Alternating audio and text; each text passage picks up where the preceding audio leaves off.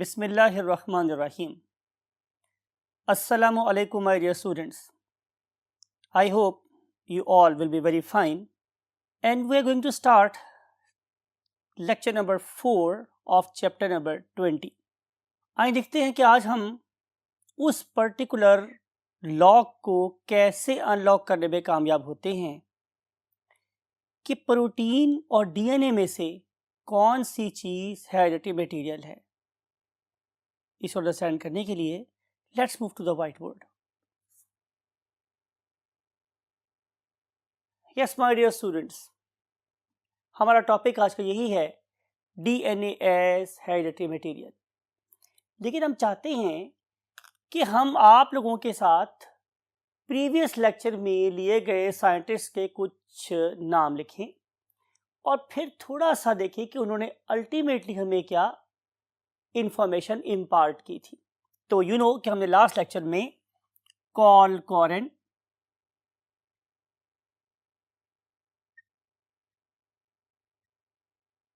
then we have discussed about W.S.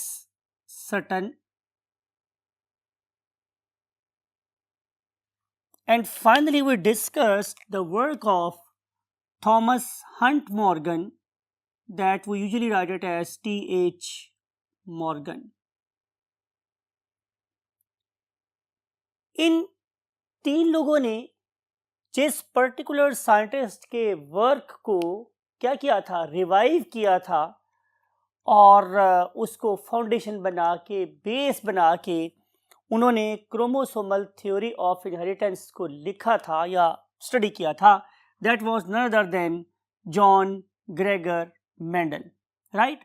और उस particular John Gregor Mendel के work को करने के बाद उन्होंने क्या देखा कि जिस चीज़ को वो बेसिकली ट्रेट कह रहा था, एक खसूसियत बोल रहा था, एक फीचर बोल रहा था, उसका इनहेरिटेंस का पैटर्न बिल्कुल वैसा ही था कि जैसा क्रोमोसोम्स शो करते थे। और क्रोमोसोम्स जैसा पैटर्न शो करते थे वैसा ही पैटर्न उन पे पाई जाने वाली जीन्स शो करती थी।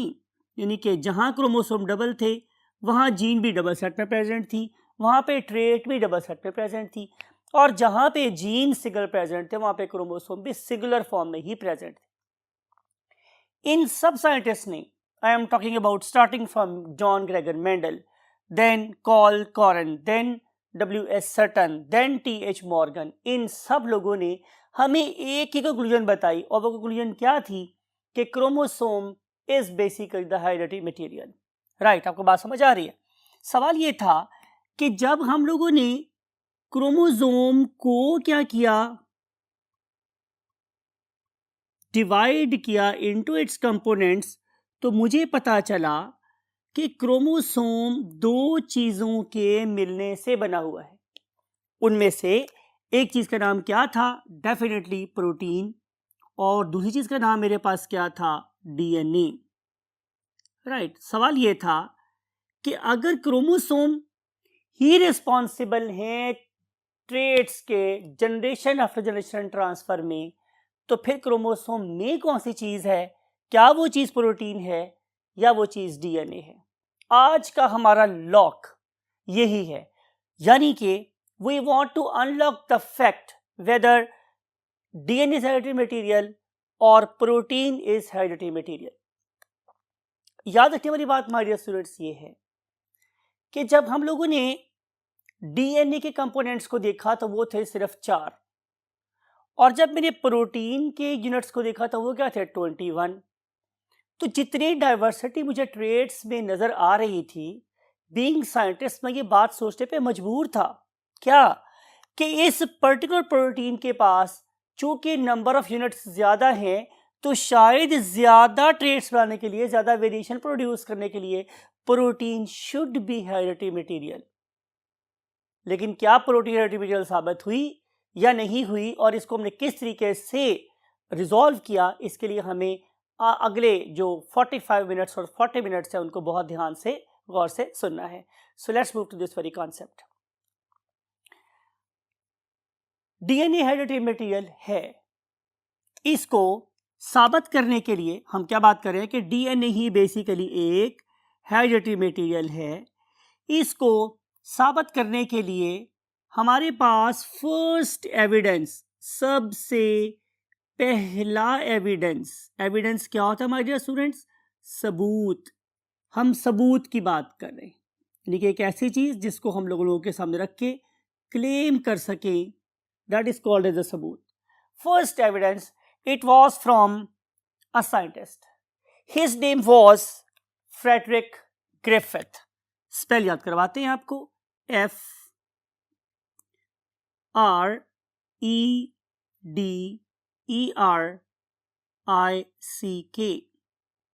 Frederick, and then Griffith, G-R-I-F-F-I-T-H, Griffith, Frederick Griffith. इससे में सबसे पहले ये सबूत दिया, ये एविडेंस दिया कि प्रोटीन हेरिडिटरी मटेरियल नहीं है बल्कि डीएनए हेरिडिटरी मटेरियल हो सकता है। आखिर उसने ये वाला काम कैसे किया? इस पर्पस के लिए उसने बैक्टीरिया यूज किए। क्या यूज किया हमारे students? Bacteria. You know bacteria are very famous pathogens, ये डिजीज कॉज करते हैं, तो उसने बैक्टीरिया यूज किए जिन्हें हम लोग कोकस बैक्टीरिया बोलते हैं। दे यूजुअली कॉज निमोनिया, तो हम लोग न्यूमोकोकस का नाम भी देते हैं। Right, you know very well, आप पढ़ लिख गए हैं। आप लोगों ने पार्ट 1 में बैक्टीरिया को बहुत डिटेल से पढ़ा था और आपको पता है कि जो कोकस बैक्टीरिया हैं they basically have a ball like structure. उसने ऑब्जर्व किया कि ये जो कोकस बैक्टीरिया हैं वो 2 डिफरेंट फॉर्म में एग्जिस्ट करते हैं। आए हम इन बैक्टीरिया की 2 डिफरेंट टाइप्स को लिखते हैं। पहली टाइप का जो बैक्टीरिया था मेरे पास, that is called as S type bacteria. सवाल ये था कि फ्रेडरिक ग्रिफिथ ने इन बैक्टीरिया को एस टाइप क्यों कहा?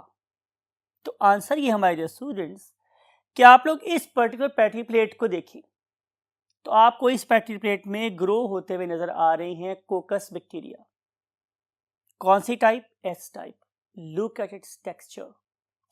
आप इसे टेक्सचर को देखें तो नजर आ रहा है कि ये बहुत चमकदार से हैं, शाइनी से हैं और इसके एजेस कैसे हैं? बहुत स्मूथ। ये वाले बैक्टीरिया बेसिकली स्मूथ क्यों हैं? बिकॉज कि इनके ऊपर एक पॉलीसैकेराइड का कोट प्रेजेंट है। क्या प्रेजेंट है? एक पॉलीसैकेराइड कोट प्रेजेंट, जो इसे बड़ी स्मूथ और शाइनी अपीयरेंस दे रहा है। लेकिन अगर आप इसके दूसरे स्ट्रेन को देखें, दूसरी टाइप को देखें, आप देखेंगे कि इसकी दूसरी टाइप कहलाती है आर टाइप। अब अगेन मेरा फर्ज है मैं आपको ये नॉलेज दूं कि हम इसे आर टाइप क्यों कहते हैं। तो उसके लिए आप लोग इस पैट्री डिश को देखें। जब आप इस पैट्री डिश को देखते हैं तो नजर आता है कि इसमें कॉलोनी की शेप वैसे ही है, लेकिन अब कॉलोनी चमक नहीं रही। जब कॉलोनी चमक नहीं रही तो इसका मतलब ये है कि इस पर्टिकुलर कॉलोनी के अंदर पाए जाने वाले बैक्टीरिया के ऊपर वो शाइनी सा पॉलीसैकेराइड का कोट एब्सेंट है। Right my dear students? तो in this case this polysaccharide coat is absent.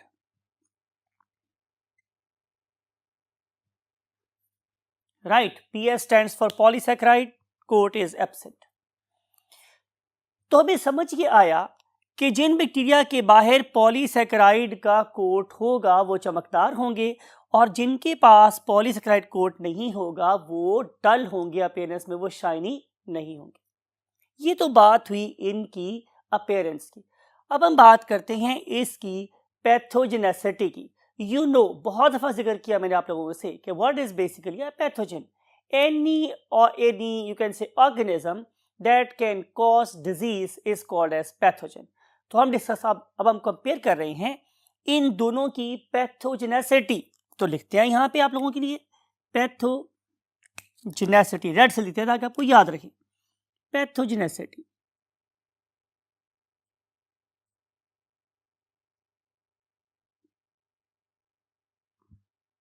तो माय डियर स्टूडेंट्स, जिस पर्टिकुलर टाइप के गिर्द मैं ये रेड दाया लगा दूंगा, that is basically what, very very strong pathogen. तो लुक एट दिस, ये वाला bacteria, this one is highly pathogenic, right? So S type is very very strong pathogen, और उसने उस strong pathogen को नाम दिया virulent, right? लेकिन अगर मैं बात करूं इसकी R टाइप की, तो ये जो मेरे पास R टाइप बैक्टीरिया थे, they were नॉन virulent, ये डिजीज कॉज नहीं करते थे, डू नॉट कॉज डेथ और डिजीज। चलिए डेथ स्टेट लिख देते हैं, राइट माय डियर स्टूडेंट्स। उन्होंने इन दोनों बैक्टीरिया को एक और तरीके से भी नॉमिनेट किया, क्या कि ये जो मेरे पास एस टाइप बैक्टीरिया हैं वो एनवायरनमेंट में ज्यादा थे, तो उन्होंने इसको नाम दिया कि they are basically normal. So virulent type of bacteria are normal, लेकिन इन लोगों ने अपनी पैथोजेनेसिटी क्यों लूज की? Due to a mutation. तो लिहाजा हम इस आर टाइप बैक्टीरिया को एक और नाम भी देते हैं, और वो नाम क्या है? Mutant strain. Mutant strain. चलें आपको यूं समझाते हैं। लॉइन की फितरत है कि वो अटैक करेगा, राइट? चीता की फितरत है कि वो अपने प्रेडेटर पे अटैक करेगा, इंसान पे खासतौर पर बहुत आसानी से अटैक कर सकता है। लेकिन अगर मैं उसे कैप्टिविटी में रखूं, उसे अपने घर में क्या करके रखूं, तो जाहिर है वो इंसानों पे अटैक नहीं करेगा। आप समझ लो कि वो उसकी म्यूटेंट टाइप है। यही वाली बात यहां पर है कि जो डिजीज कॉजिंग ऑर्गेनिज्म है वो वाइल्ड है, वो नॉर्मल है, लेकिन जब मैं उसमें कोई म्यूटेशन कर देता हूं, उसको टेम कर देता हूं, उसको चेंज कर देता हूं, तो फिर वो नॉन विरुलेंट हो जाता है। सवाल यह है कि उन्होंने इन टू टाइप्स ऑफ बैक्टीरिया को किस एनिमल पे एक्सपेरिमेंट किया? तो लिखते हैं एक्सपेरिमेंटल एनिमल। सो जो एक्सपेरिमेंटल एनिमल था my dear students, experimental animal, it was none other than mice. उसने चूहों पे एक्सपेरिमेंट किया था। एक्सपेरिमेंट कैसे किया गया, उस पर्पस के लिए आप इस एनिमेशन को देखें। Look at this. सबसे पहले उन्होंने एस टाइप बैक्टीरिया लिए, उनको कल्चर किया। कल्चर करने के बाद उन बैक्टीरिया को सिरिंज में भर के माइस को इंजेक्ट कर दिया। You know my dear students, क्या होना था और क्या हुआ? जाहिर है ये विरुलेंट टाइप है, ये बहुत ज्यादा खतरनाक है, तो जाहिर है ये माइस को क्या करेगा? इल सिम्टम डेवलप करेगा और इवेंचुअली उसे मार देगा, और ऐसा हुआ भी।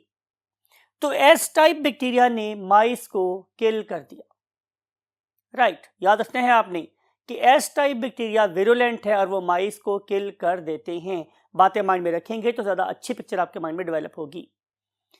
फिर उन्होंने क्या किया माय डियर स्टूडेंट्स, कि उन्होंने अब आर टाइप बैक्टीरिया का कल्चर लिया, उसे सिरिंज में भरा और उसे भी माइस को लगा दिया। रिजल्ट क्या हुआ? ये नॉन विरुलेंट था, यानी कि ये म्यूटेंट था, यानी कि ये फ्रेंडली था। इसने माइस को कुछ भी नहीं कहा और माइस बहुत ज्यादा कर रही हेल्दी रही। साबित हो गया कि जो एस टाइप बैक्टीरिया हैं वो बड़े खतरनाक हैं, और जो आर टाइप बैक्टीरिया हैं वो अब खतरनाक नहीं रहे। उन्होंने किया क्या माय डियर स्टूडेंट्स? उन्होंने एक्सपेरिमेंट नंबर 3 में उन्होंने एस टाइप बैक्टीरिया लिए जो जानलेवा थे, उन्होंने उसको हीट किल कर दिया। You no meaning of heat kill, कि हमने उनसे कल्चर को गर्म कर दिया। Now it is third group of mice. वो थर्ड ग्रुप ऑफ माइस को हीट किल्ड एस बैक्टीरिया लगा रहे हैं। जाहिर है अब उनकी पैथोजेनेसिटी खत्म हो जानी चाहिए, बिकॉज वो तो मरे हुए हैं। और ऐसा हुआ भी कि ये जो मेरे पास एक heat killed S type bacteria था, उन्होंने विरुलेंस कॉज नहीं की और उस पर्टिकुलर माइस की डेथ नहीं हुई। फिर दोबारा रिपीट करते हैं आपको समझाने के लिए। अगर एस टाइप जिंदा हैं तो माइस किल होगा, और अगर आर टाइप जिंदा हैं तो माइस किल नहीं होगा। लेकिन अगर मैं एस टाइप बैक्टीरिया को किल करके माइस को लगाऊं तो माइस की डेथ नहीं होगी। तो ये मेरे पास क्या हो गए, 3 ग्रुप्स हो गए। उन्होंने एक्सपेरिमेंटल बेसिस के ऊपर एक और तजर्बा करके देखा, दैट वाज वेरी इंटरेस्टिंग। और इस इंटरेस्टिंग एक्सपेरिमेंट से एक इंटरेस्टिंग रिजल्ट जनरेट हुआ। उन्होंने किया क्या कि उन्होंने एक मिक्सचर बनाया, उसमें उन्होंने हीट किल्ड एस बैक्टीरिया को आर टाइप लिविंग बैक्टीरिया से मिलाया। राइट, आपको पता है कि आर टाइप बैक्टीरिया डेथ की कॉज नहीं थे, और एस टाइप हीट किल्ड भी डेथ की कॉज नहीं थे। जब इस मिक्सचर को माइस को लगाया जाए तो इनफैक्ट माइस की डेथ नहीं होनी चाहिए, बिकॉज इंडिविजुअल फॉर्म में दोनों ने माइस को किल नहीं किया था। लेकिन अजीब सी बात हुई, जब मैंने इन दोनों बैक्टीरिया को माइस में लगाया तो इस पर्टिकुलर माइस के अंदर बड़े डेंजरस सिम्टम डेवलप हुए और इस माइस की डेथ हो गई। सवाल ये था, ऐसा क्यों हुआ? इस पर्पस के लिए उन्होंने अपनी रिसर्च को कंटिन्यू किया और इस माइस के ब्लड को निकाल के स्लाइड में देखा, तो उन्हें नजर आया कि इसके अंदर तो प्रॉपरली एस टाइप बैक्टीरिया जो हैं वो पैदा हो गए हैं और वो रिप्रोड्यूस कर रहे हैं प्रॉपरली। तो इनकी जो डेथ है वो ना तो एस बैक्टीरिया से हुई है जो हीट किल्ड है, और ना ही आर टाइप से हुई है जो कि जाहिर है लिविंग है, बल्कि तो यहाँ पे एक नई टाइप के बैक्टीरिया के पैदा होने से हुई है जो बेसिकली इन दोनों के मिक्सचर से बने हैं।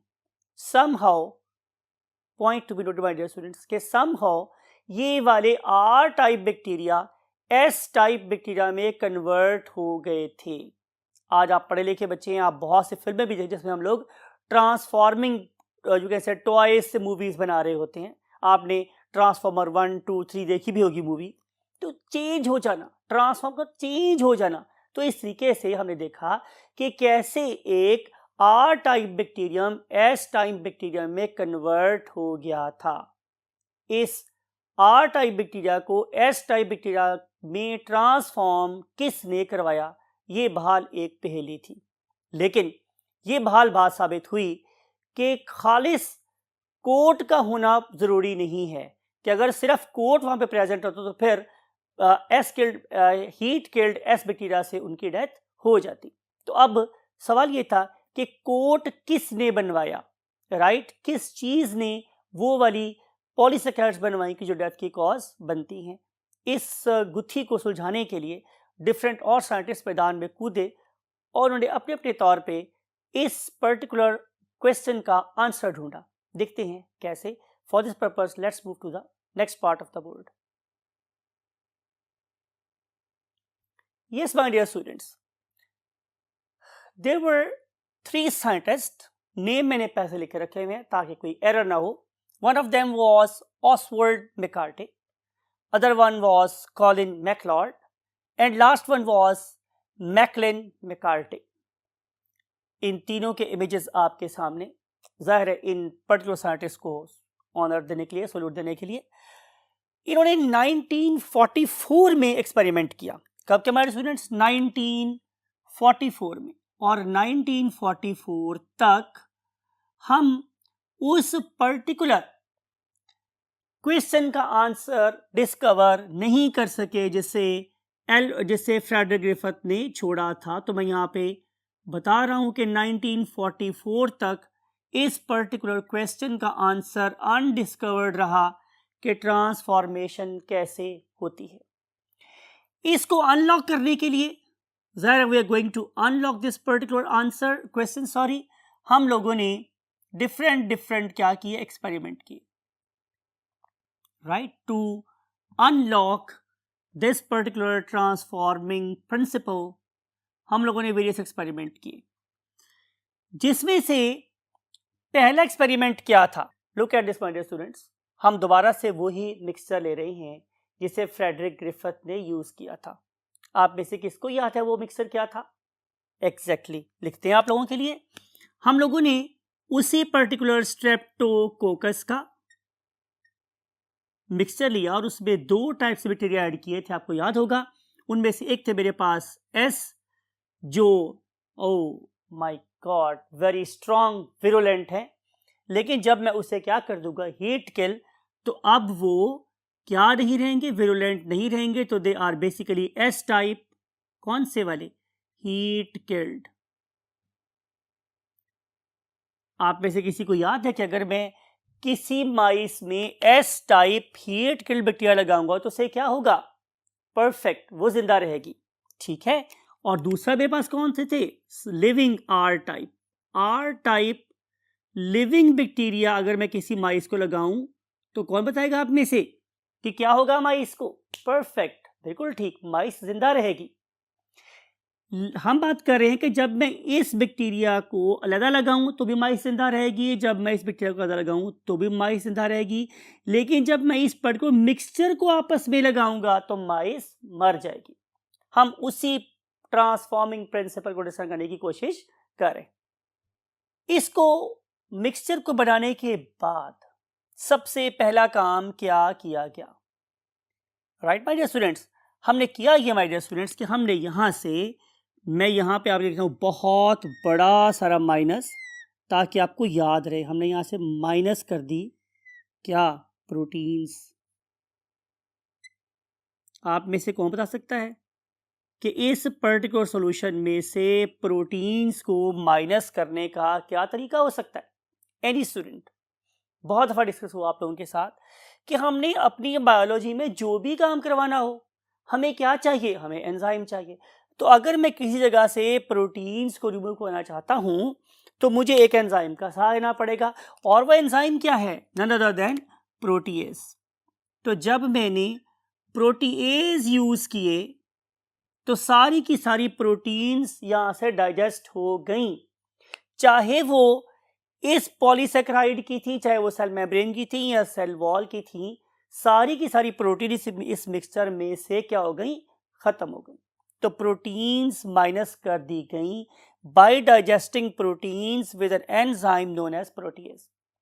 उनका कहना यह था कि हम लोगों ने 99.98% तक प्रोटीन्स को रिमूव कर दिया है और अब ये एक प्रोटीन फ्री मिक्सचर बन गया है। रिमेंबर, ये मिक्सचर किसका है, एस टाइप हीट किल्ड और आर टाइप लिविंग बैक्टीरिया का मिक्सचर है। उसके बाद उन्होंने क्या किया, इस पर्टिकुलर मिक्सचर को दोबारा से माइस को लगाया। क्या होना चाहिए था, शायद अगर प्रोटीन रेडी मटेरियल होती तो प्रोटीन्स रिमूव होने के बाद अब ट्रांसफॉर्मेशन नहीं होनी चाहिए थी, लेकिन 99.98% प्रोटीएज रिमूव करने के बावजूद जब उन्होंने इस मिक्सचर को इस पर्टिकुलर माइस को लगाया तो हमें ट्रांसफॉर्मेशन होती हुई नजर आई। सो ट्रांसफॉर्मेशन वाज यस।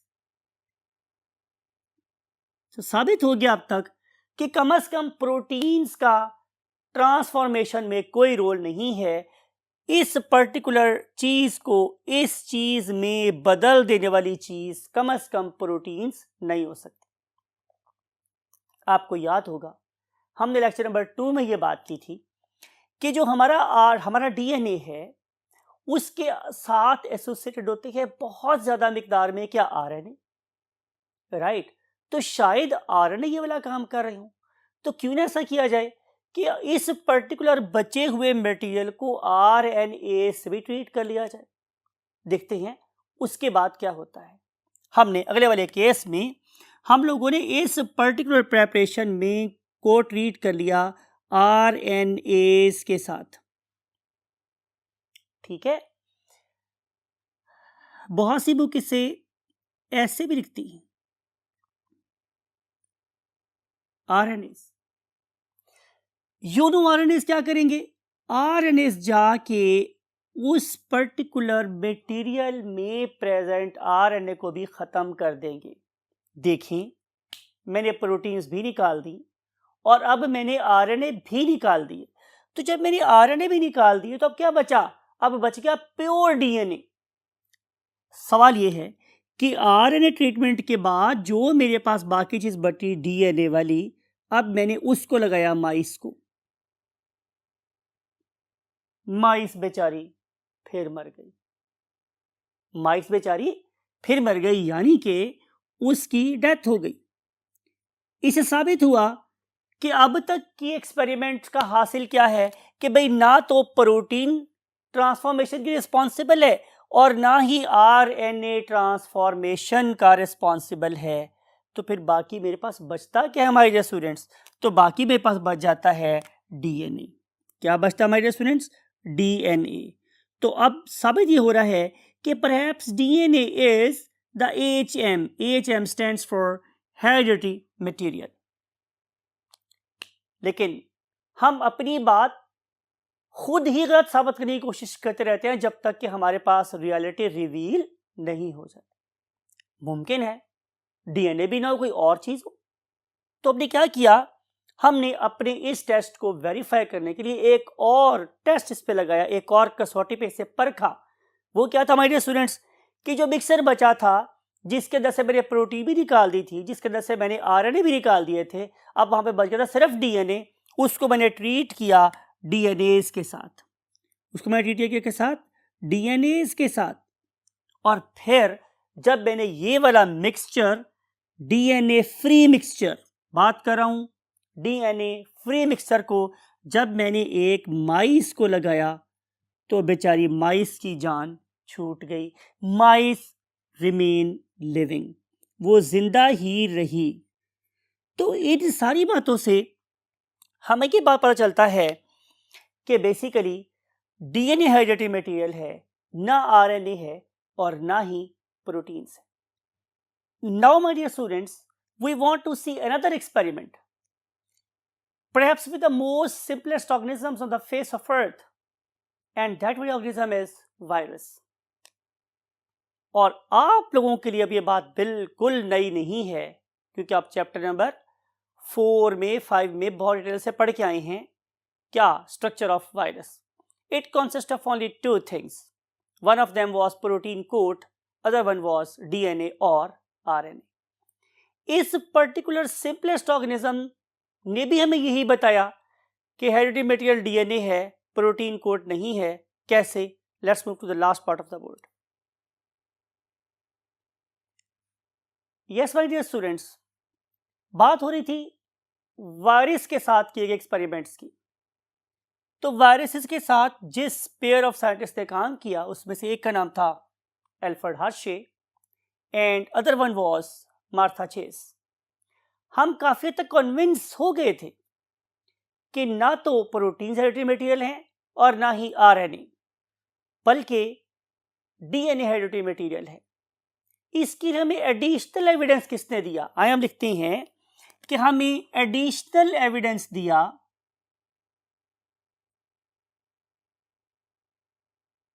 एक एडिशनल सबूत। एविडेंस का मतलब क्या था? सबूत। ये हमें दिया डेफिनेटली एल्फ्रेड हर्शे और मार्था चेस में। किस ईयर में? आप एफएससी से बिलोंग करते हैं, आपको ईयर भी याद करना है। तो आंसर इज इन 1952। ये 1952 की बात है।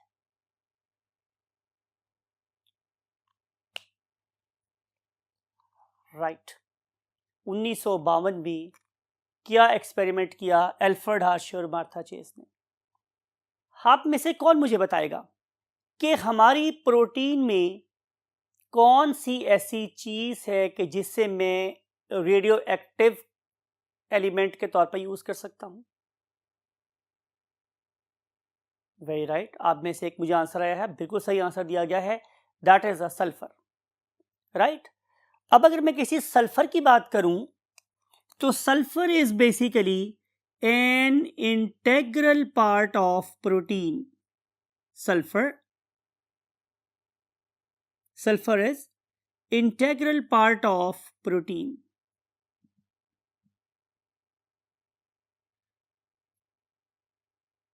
केमिस्ट्री आप पढ़ रहे हैं, बहुत डिटेल से आपने केमिस्ट्री तक अंडरस्टैंड की है। आप में से मुझे कौन बता सकता है कि what is the atomic mass of sulphur? तो आंसर इज 32। इसका जो मास नंबर है, atomic mass number, it is 32। It is 32। अगर मेरे पास एक ऐसी सल्फर है कि जिसका एटॉमिक मास नंबर 32 है तो it is a stable sulphur, ये एक स्टेबल सल्फर है। ऑन द अदर हैंड अगर मैं यहां पे एक ऐसी सल्फर इस्तेमाल करूं जिसका एटॉमिक मास नंबर 32 नहीं है बल्कि 35 है, तो इसका मतलब ये है कि ये डेंजरस हो गई है। Whenever I say the word dangerous, it means now it can emit radiation or it becomes radioactive isotope of normal sulfur। तो जो मेरे पास नॉर्मल सल्फर है उसका रेडियो एक्टिव आइसोटोप क्या होगा? S35। इसको हम लिखते भी ऐसे ही हैं, S35, राइट। याद रहे हम टेस्ट करना चाह रहे हैं कि प्रोटीन हाइड्रेटेड मटेरियल है या डीएनए हाइड्रेटेड मटेरियल है। तो मैंने सबसे पहले प्रोटीन्स बनाने वाली चीज मीन सल्फर को रेडियो एक्टिव बना लिया है। अब मेरी तवज्जो गई दूसरी तरफ और सेकंड तवज्जो क्या थी? डीएनए।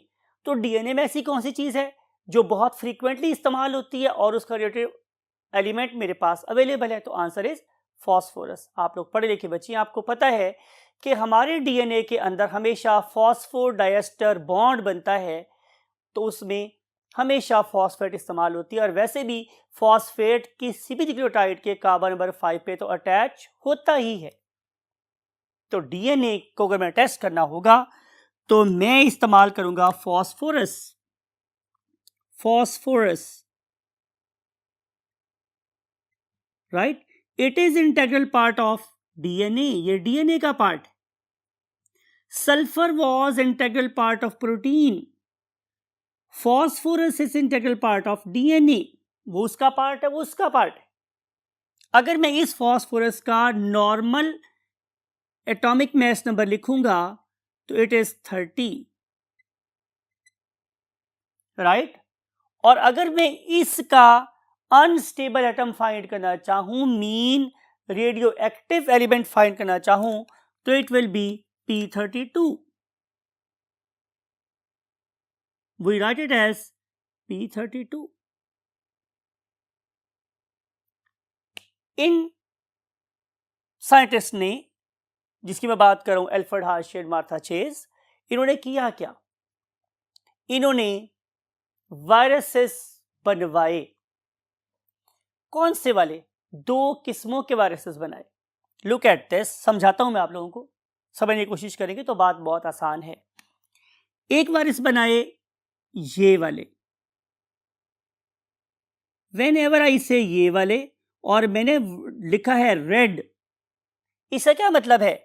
कि इसका कोट रेडियो एक्टिव है, यानी कि इस पर्टिकुलर प्रोटीन के कोट बनाने में जो सल्फर इस्तेमाल हुई इट वॉज S35, राइट। और इस वाले केस में जो डीएनए बनाया गया इट वॉज नॉर्मल। इसको नॉर्मल को मैं ब्लू से लिख रहा हूं। So DNA was normal and quote was radio active. लिख देते हैं आप लोगों के लिए ताकि भूले नहीं आप लोग। It is radioactive coat. And what about its DNA? DNA is normal. DNA is normal. Right? दूसरे टाइप के वायरसेस बनाए जिनका कोट नॉर्मल था।